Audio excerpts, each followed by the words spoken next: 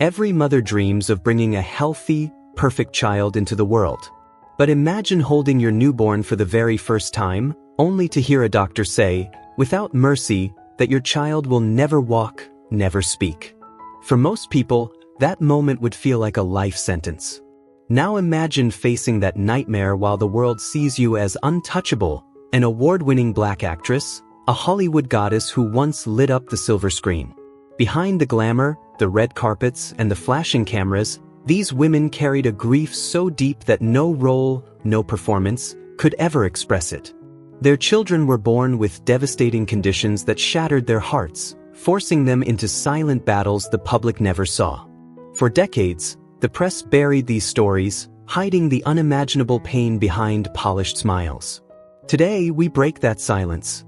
We reveal the shocking, heartbreaking truth about 13 black actresses, Hollywood legends whose fame could not protect them from the cruel afflictions that forever changed their children and left their hearts bleeding in ways no one ever imagined.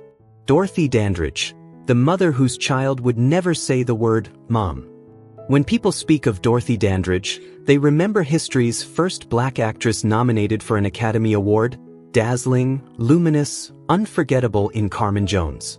But behind Hollywood's glittered curtain lived a tragedy so quiet, so cruel, it slowly consumed her life. That pain began on September 2, 1943, inside a Los Angeles delivery room. Dorothy had just given birth to her first child, Harilyn Suzanne Nicholas, born from her marriage to legendary dancer Harold Nicholas. Harold smiled with pride as he held their newborn. For a brief moment, hope filled the room. Then, only hours later, a doctor entered, his voice low, heavy, final. Complications during birth had deprived the baby of oxygen. The damage was permanent. Harilyn would never develop normally. She would never speak, never walk on her own, never care for herself. Her mind would remain forever trapped in infancy. Dorothy lay frozen on the hospital bed, cradling her child, her eyes trembling as she searched that tiny face. Harilyn cried softly, weak, broken sounds that barely filled the room. No one had to say it aloud. Everyone understood the truth. This child would never call her mother. As years passed, the pain only deepened. While other children learned to talk, to run, to read, Harilyn did none of those things. She couldn't recognize letters. She couldn't tie her shoes. She couldn't even recognize the faces of those who loved her. Every moment of her life required constant care, eating, bathing, dressing, all done by others. Dorothy once whispered to friends, her voice breaking, "All I want, just once, is to hear my child call me mother." But silence answered her every single day. Backstage, frightening rumors began to spread. Some claimed they saw Dorothy standing outside the gates of a psychiatric institution, admission papers clenched tightly in her hand. One signature could have freed her, allowed her to return fully to her career, to Hollywood's embrace. Instead, she collapsed in tears. She gathered her daughter into her arms and walked away. In that moment, Dorothy understood something devastating. Her stardom was over. No studio wanted to gamble on a star carrying such a burden. And then came the final blow. Harold Nicholas walked away, abandoning both Dorothy and their child. Night after night, Dorothy performed in small clubs. Her face was painted bright, her gowns flawless, her voice trembling with soul. She smiled for the audience. They applauded. But when the lights went out, she returned to her apartment. She kicked off her heels and stepped into the darkness, where Harilyn sat alone. Vacant eyes turned toward her mother, eyes that never spoke her name. The contrast was merciless. The glow of the stage outside. The crushing silence at home. Two worlds pressing down on one woman. Then came September 8, 1965. Dorothy Dandridge was found lifeless in her Hollywood Hills apartment. She was only 42 years old. Officials said she died from an overdose of antidepressants. But those who truly knew her whispered something far darker. They believed Dorothy had died years earlier, the moment she realized her child would never call her mother. Harilyn lived on, but only as a shadow. After Dorothy's death, she was placed in a special care facility. Day after day, she sat in an old chair, her hands twisted, her eyes empty, staring out a window. She never knew she was the daughter of a Hollywood legend. In 2003, Harilyn Suzanne Nicholas passed away quietly, without headlines, without tributes, without a single mention in the press. A forgotten daughter of a legendary mother. And a silence that lasted a lifetime. Holly Robinson Peete. A cruel prophecy and an unbelievable miracle. After the heartbreak of Dorothy, fate led us to another story that would test the limits of love and faith. The story of Holly Robinson Peete. Known to millions as the bright, charismatic star of 21 Jump Street in the 1980s, Holly later became equally respected as a tireless social activist. Hollywood gave her fame. But destiny delivered its hardest blow inside her own home. In 1997, Holly welcomed her first son, Rodney R.J. Peete Jr., with her husband, NFL quarterback Rodney Peete. At first, everything seemed perfect. R.J. was a beautiful baby, wide, round eyes, dark and expressive, as if he were smiling at the world. Nothing suggested what was coming. Then, in the year 2000, just after R.J. turned 3, the Peete family's world changed forever. During a routine doctor's visit, the room fell silent. The doctor crouched down, studied the little boy, then spoke with chilling calm, words that felt like ice water poured straight onto Holly's heart. "Your son is on the autism spectrum. He will never speak. He will never communicate like other children." Holly later said she felt completely frozen. Tears streamed down her face as she watched her son sit turned away from her, repeating the same motions, making sounds that seemed disconnected from the world around him. RJ wouldn't look her in the eye. He didn't respond when she called his name. Loud noises sent him into panic. Sometimes, in moments of overwhelm, he struck his own head until bruises formed, self-harming behaviors that shattered his mother's soul. What followed were years of relentless struggle. Behavioral therapy, physical therapy, speech specialists, endless appointments, endless bills, endless hope. Some whispered that Holly had to sell parts of her assets just to afford dozens of therapy hours every week, all for a single dream, to hear her son say just one word, "Mommy." For a long time, it felt like screaming into the void. And then, against every cold prediction, something extraordinary happened. Slowly, painfully, miraculously, RJ began to speak. Halting at first, then clear. He made eye contact. He learned to share emotions. He connected. He grew. Today, many are stunned to learn that the boy once declared incapable of speech now works with the Los Angeles Dodgers, one of America's most iconic baseball teams. A photo of RJ in his Dodgers uniform, his smile slightly awkward but undeniably proud, has become a powerful symbol of hope for families raising children with autism. Out of unimaginable pain, Holly and her husband forged a purpose. In 1997, they founded the Hollyrod Foundation, now one of the largest organizations in the United States supporting children with autism and their families. Holly once said words that still echo today. "If my son doesn't have a voice, then I will be his voice, and the voice for all children like him." Yet behind the glow of that miracle lies a truth only a mother knows.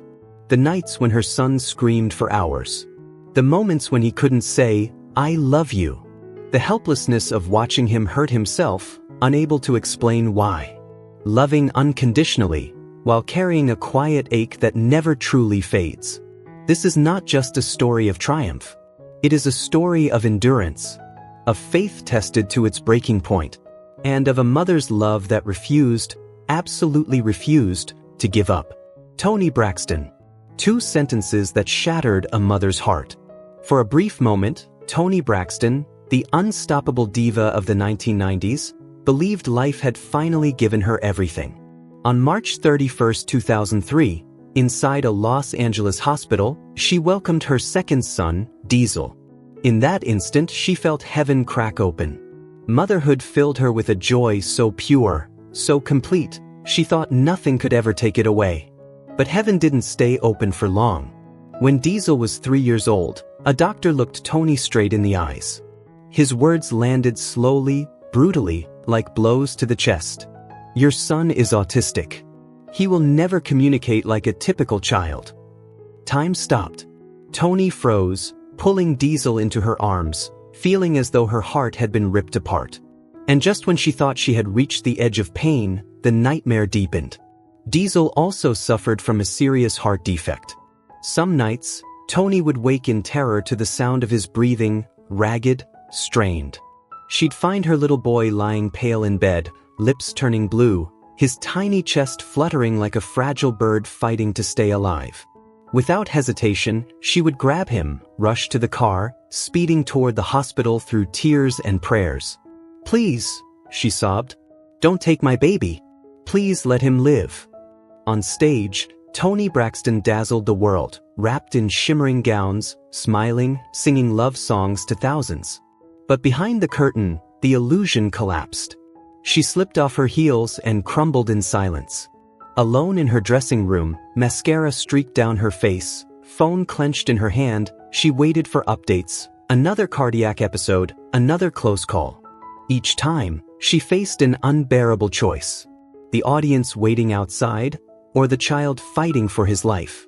In her 2014 memoir Unbreak My Heart, Toni revealed a confession so raw it still echoes.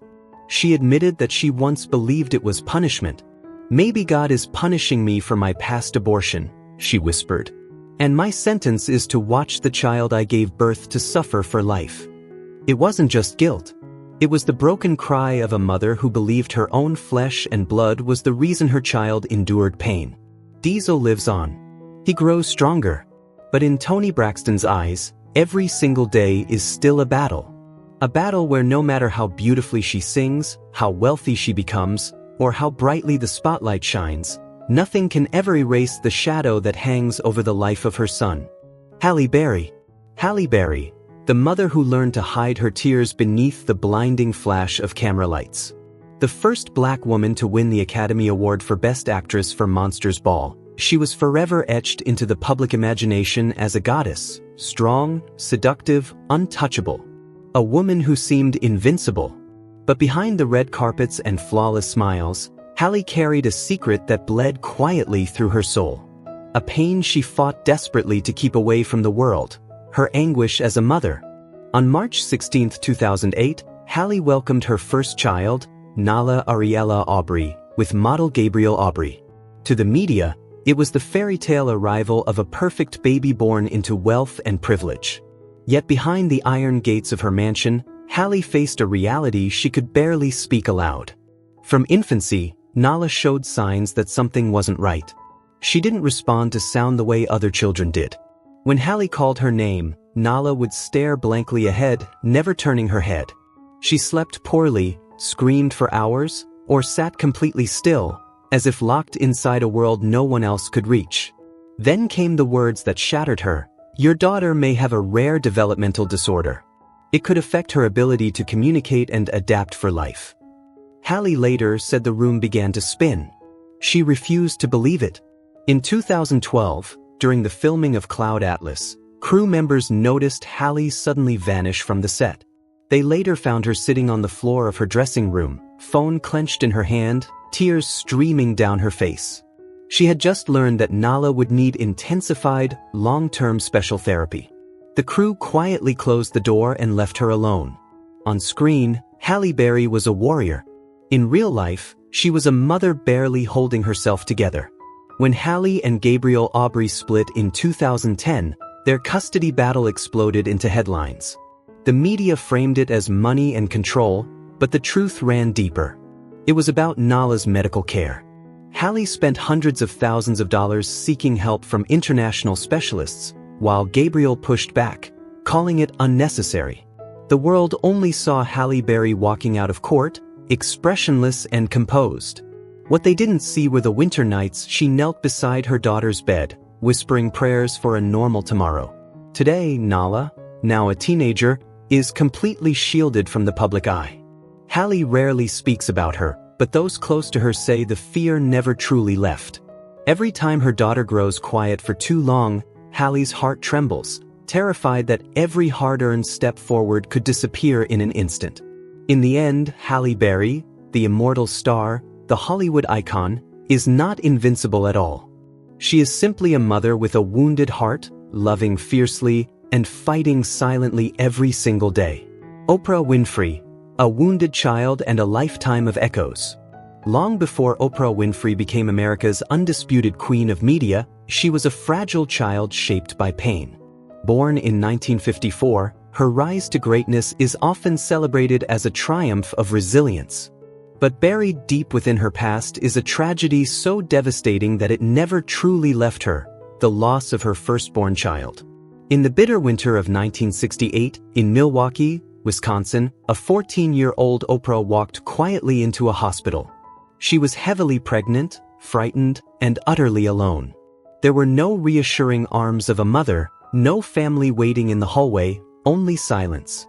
The baby arrived too soon. A weak cry filled the room, then quickly faded.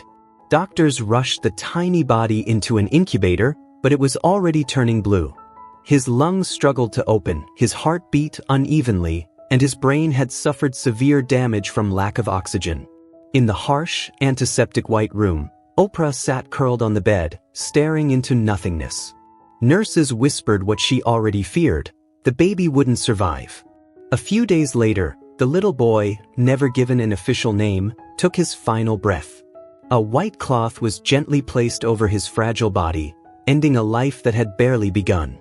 Oprah held the blanket and wept without sound. It wasn't just the loss of a child. It was the death of her own childhood, her innocence, her sense of safety, her fragile faith in life itself. The wound cut so deeply that Oprah later confessed she never wanted to have children again. Though she went on to build a global media empire and inspire millions, the shadow of that unnamed child remained with her, a silent companion from the winter of 1968 that time could never erase.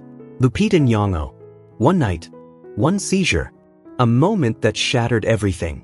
Decades after similar tragedies haunted other icons, fate struck again, this time with Lupita Nyong'o. Born in Kenya and celebrated worldwide, she had reached the summit of Hollywood glory after winning an Academy Award for 12 Years a Slave in 2013. To the world, Lupita was radiant, fearless, and endlessly inspiring. But like Oprah Winfrey, she carried a terrifying memory, one she never spoke about publicly. It was a warm July night in 2015 in Nairobi, Kenya. Laughter echoed through a family home. Children played. Adults talked. No one could have imagined that joy was about to collapse into horror within minutes. A sudden crash shattered the air. A child crumpled onto the cold tile floor. The small body began to convulse violently, arms and legs twisting unnaturally, eyes rolling back, white foam spilling from the mouth. Screams erupted. Adults panicked. Children wailed. The house descended into chaos. Lupita rushed forward. In that moment, there was no Hollywood star. No red carpets. No Oscar.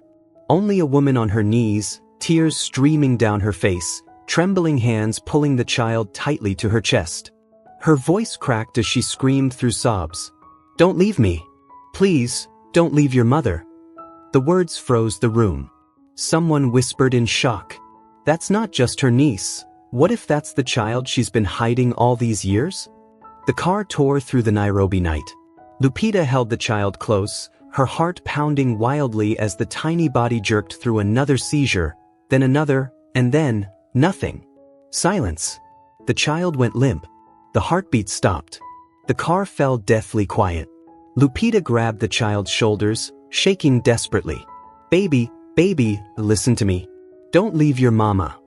In that instant, the image of a global movie star vanished completely, replaced by a woman trapped in her worst nightmare. At the hospital, doctors delivered devastating news: a rare neurological disorder, capable of triggering sudden, violent seizures, fatal at any moment. For Lupita, all the fame meant nothing. Her career was soaring, but filming schedules were canceled overnight. The press speculated. Rumors exploded. Whispers about a secret child grew darker, more chilling.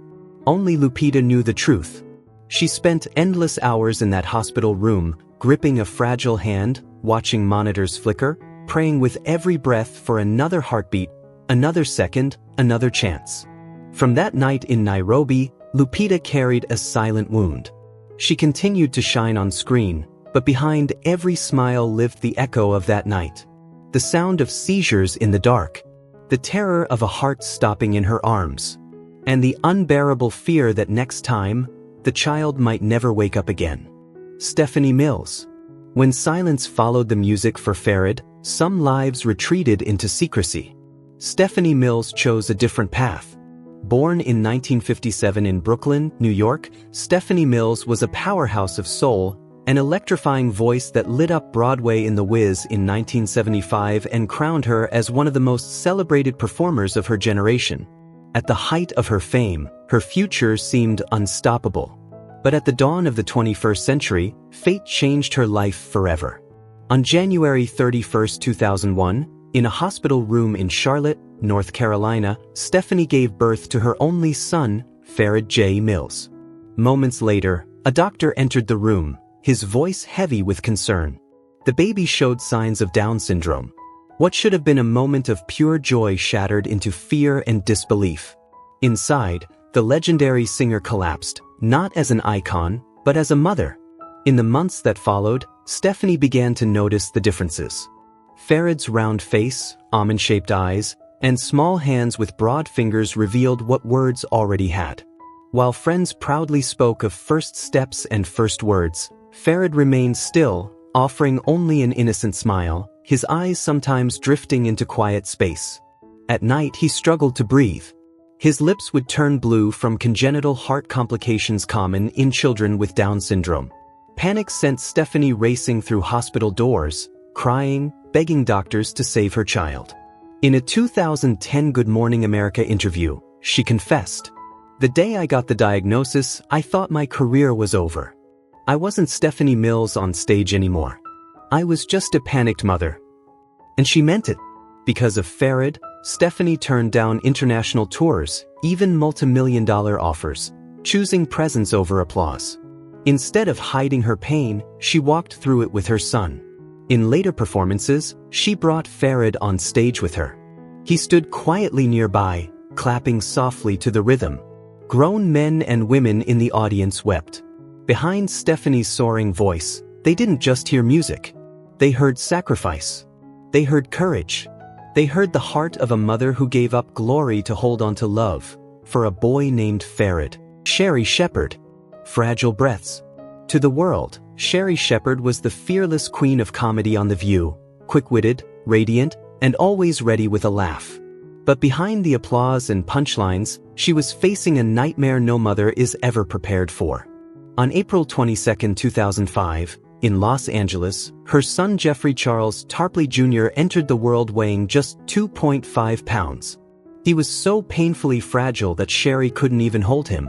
Instead, he lay surrounded by cold wires and blinking monitors inside an incubator, fighting for every breath. His earliest days were marked by the mechanical rhythm of respirators and the harsh neon glow of the NICU. Doctors delivered devastating warnings. Even if Jeffrey survived, he could face lifelong developmental challenges. Sherry stood helplessly on the other side of the glass, her face pressed against it, praying to hear a strong, healthy cry, but all she heard were faint, fragile breaths. At the time, tabloids whispered that she threw herself into non-stop work, performing wherever she could, just to keep up with the crushing hospital bills. Years later, Sherry confirmed the truth, saying, "I had no other choice. I did whatever it took to keep my son alive."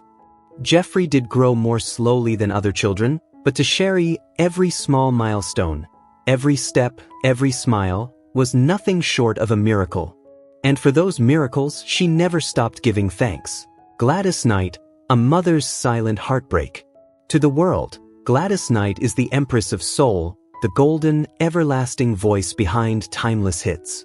But behind those soaring notes lived a pain so deep it began the very day her son, Shauna Hankerson, was born in 1973. The doctor's expression darkened, his voice low and careful. "His heart has a problem." Shauna entered the world with a congenital heart defect, facing multiple surgeries just to survive. While crowds thundered with applause and spotlights followed her every move, Gladys sat trembling on hard hospital chairs, hands clenched in prayer. In her memoir, she later wrote, "I sang for the world, but my heart shook for my little boy lying on that operating table, his chest split open." Shanga's childhood became a blur of hospital rooms and waiting rooms. One rainy night in Atlanta, Gladys rushed straight from the stage, still in full makeup, to find her son unconscious, for lines threaded through his fragile arms. The diva wept in silence, swallowing her sobs so she wouldn't wake him. But fate wasn't finished. As an adult, Shauna carried not only a weakened heart, but a troubled spirit. Addiction followed him, along with financial scandal. In 2016, headlines exploded with news of a bankrupt restaurant empire and accusations of tax evasion. To the public, it was disgrace. To Gladys, it was another blade to the heart. The child she had fought so fiercely to keep alive was now destroying himself. In her 70s, Gladys confessed through tears, "I gave everything to keep my son with me, but he became a man I no longer recognize." A legendary diva. An immortal voice. Yet her heart remains trapped between two images, a child on an operating table and a grown man lost in darkness. No melody can heal that wound. No stage light can hide it. Nicole Ari Parker. The name we know from Soul Food and Brown Sugar. Born in 1970, she built a career defined by elegance, talent, and grace. She believed motherhood would be the moment where life finally slowed down and love overflowed. But in 2005, in an Atlanta hospital room, that dream shattered in seconds. Nicole's daughter, Sophie Tay Naki Lee Kajo, entered the world in crisis. Instead of a newborn's cry filling the room, panic took over. Sophie was born with spina bifida, a devastating defect that left her spinal cord exposed. There was no warm embrace. No skin-to-skin moment. Nicole never even touched her baby before a doctor's voice cut through the air. "Scalpel, now." As Sophie was rushed into emergency surgery, joy was replaced by terror. Rumors later swirled that Nicole blamed herself, working too hard, pushing too far during pregnancy. A mother's guilt can be merciless. But from that unbearable pain, something powerful was born. In 2008, Nicole and her husband, Boris Kojo, transformed their trauma into purpose by founding Sophie's Voice Foundation, dedicating their lives to helping families facing similar battles. Sophie survived. Fragile, yet fierce. A living testament that some children arrive in this world already fighting for their lives, from their very first breath. Cheryl Lee Ralph. When the lights of Broadway dimmed, they didn't fade on a stage, they went out in an emergency room. Born in 1956 and forever celebrated as a Broadway legend for Dreamgirls, Cheryl Lee Ralph faced her darkest role in 2003 in Los Angeles. Her only son, Etienne Maurice, just 11 years old, was involved in a devastating car accident. The force of the crash hurled his head into the glass, leaving him unconscious, his skull tightly wrapped in bandages, his life hanging in the balance. Ralph collapsed when she saw him, her child motionless beneath harsh surgical lights, the silence broken only by the cold, rhythmic beeping of a heart monitor. Weeks later, Etienne opened his eyes, but the nightmare was far from over. Brain trauma followed him like a shadow. Memory loss, seizures, physical weakness, reminders of how close she had come to losing him forever. Before the family could even begin to heal, tragedy struck again. Etienne became the victim of a robbery, suffering yet another head injury. Pain piled upon pain, and the woman once defined by applause was reshaped by survival. Ralph's journey transformed her from celebrated artist into a fierce voice for community activism and healing. Though Etienne ultimately recovered and went on to become a filmmaker, for Cheryl Lee Ralph, the image of her son lying breathless, tethered to machines, remains a haunting memory, a nightmare forever etched into her soul. Della Reese, when the real angel was taken away. Born in 1931, Della Reese was a legendary jazz and gospel singer whose voice lifted millions and whose role as the gentle angel untouched by an angel made her a symbol of comfort and hope. But life dealt her a cruel irony. Off-screen, her own angel was slowly being stolen from her. Her adopted daughter, Dolores Daniels Owens, suffered from a rare and merciless pituitary disease, a chronic condition that wasted her body piece by piece. She grew painfully fragile, sometimes collapsing after just a few steps. Violent spasms racked her frame, her joints weakened, her hands trembling, her skin drenched in cold sweat. Hormone injections became a way of life, leaving her thin arms bruised and scarred from endless needles. Throughout the 1990s, as fans wondered why Della Reese had quietly disappeared from the spotlight, the truth was far more devastating. She wasn't fading, she was fighting. She spent endless hours sitting on hard plastic hospital chairs, eyes locked on blinking monitors, praying her daughter would survive one more night. Sometimes, still wearing her stage makeup after a performance, she would rush straight to the hospital just to hold her daughter's burning hand. The woman who once sang comfort to the world was utterly powerless in the face of her child's pain. On March 13, 2002, in Detroit, fate delivered its final blow. In a stark white hospital room, Dolores took her last breath, one final shudder, and then stillness. Della Reese collapsed beside the bed, clutching her daughter's cold face, crying out in a voice shattered beyond recognition, "You're gone. What reason do I have to live now?" Her screams echoed down the corridor as nurses and doctors lowered their heads in silence. Whispers later surfaced that Reese had turned down major contracts and stepped away from fame, choosing instead to spend every precious moment with her dying child. To the world, she would always be remembered as an angel on screen. But to Della Reese, the only angel that truly mattered left her that March morning, leaving behind a grief so deep that no applause, no glory, and no spotlight could ever fill. Amara Tooney, the premature baby who never truly grew. The final name on this list is Tamara Tooney, a familiar face to millions from Law and Order, SVU. In May of 1997, she walked into a Manhattan delivery room filled with hope. But instead of a strong newborn cry, she heard only faint, uneven breaths. Her son entered the world weighing just over 2 pounds. His skin was so fragile it was nearly transparent, blue veins visible beneath the surface, his tiny chest rising and falling as if it might give out at any second. He was never placed on her chest. Nurses rushed him away, sealing him inside a cold incubator, his tiny body tangled in wires and tubes. Tamara lay there, empty-armed, listening to the relentless beeping of hospital monitors. Later, she would say, "In that moment, I knew I had lost the most natural right to motherhood." For months, Tamara lived 2 completely different lives. By day, she stood under bright lights, playing fierce prosecutors with sharp words and unbreakable confidence. But the moment filming ended, she ran to the hospital. There, she sat for hours beside an incubator, her trembling hands pressed against the glass, watching her son's tiny fingers twitch week after week.